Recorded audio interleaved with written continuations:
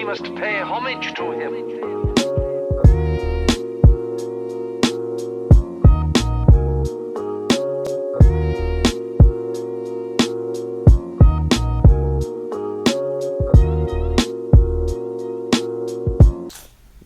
No, I mean, unless you wanted to. I mean, like I see, like you put Magic and Muscles, but I just wanted to put I'll highlight it every time we talk about manga in general because it's just every chapter seems to be like again steady, decent, and it just like keeps on going and keeps on going. So I mean, I still gotta recommend it every time to whoever hasn't heard me say it before. But Magic and Muscles still going good. I will say at this point with the number of chapters that are out, I will say this, and I think it's fair to say at this point, in my opinion only, it is keeping me more interested than One Punch Man is in a similar storyline. Because I feel like One Punch Man, I think the gap between Saitama and the people they fight is so crazy big. You're pretty much just reading it, waiting for Saitama to show up and one punch the thing. And you somehow get a little seasoning of the side characters. But Magic and Muscles, even though he is that OP physically, they still give you this like teaser that these fights are still a struggle for him in some way.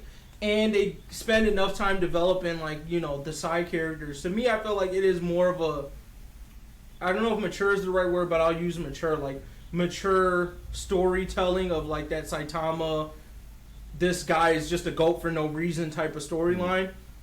I think MASH does a better job of just not making it strictly comedic, where it's just like, oh, hey, just for laughs, and it gets dry. So far, MASH I found very few moments that I would qualify as dry in MASH, where One Punch Man, it seems like every arc building up to Saitama punching the shit out of someone is more or less dry, besides this one, because we finally get to see, like, the S-classes go all out. But in all the other scenarios, it was more or less like, I'm just like, when is Saitama gonna punch the fuck out of this dude? Because you guys are playing around.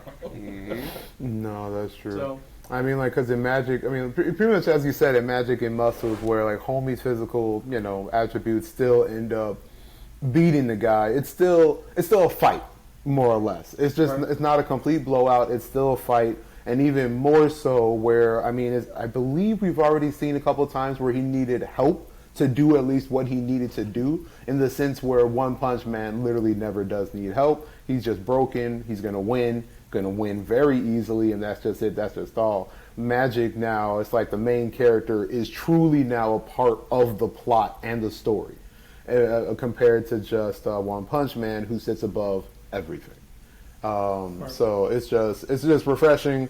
Comedy's always been at least decent to me, as far as like just sometimes like the crazy feats and the reactions he gets because of his crazy feats. And then plus we're still seeing, low-key, we're seeing some pretty interesting magic abilities. Just for a series alone, just to focus on that. The magic, I guess power structure you could say of the series is low-key pretty intriguing. So there's more stuff going about the show other than just MASH. So it's just mad decent, and it's still running good so far. I hope it continues. Yeah, we'll see.